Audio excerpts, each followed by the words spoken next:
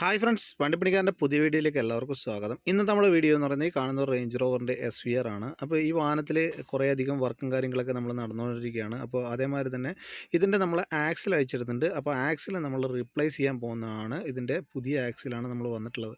അപ്പോൾ മാറിയതിൻ്റെ കാരണം നിങ്ങൾ കണ്ടോ, ഇത് കണ്ടല്ലോ, ഈ സൈഡിൽ നല്ല പ്ലേ ആണെങ്കിൽ നല്ല നോയിസ് ആണ്, എന്നാൽ റൈറ്റ് സൈഡിലാണെങ്കിൽ ഇല്ലാതെ.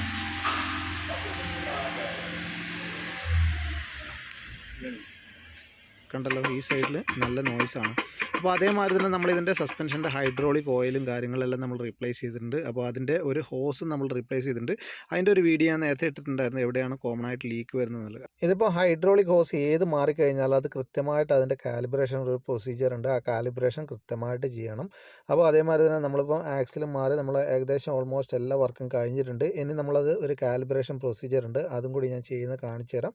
അതിനു മുമ്പായിട്ട് തന്നെ ഇതിൻ്റെ ഹൈഡ്രോളിക് ഓയിൽ കൃത്യമായിട്ട് ഫില്ല് ചെയ്തിട്ട് കറക്റ്റായിട്ട് മെഷർമെൻറ്റ് ചെയ്തിരിക്കണം.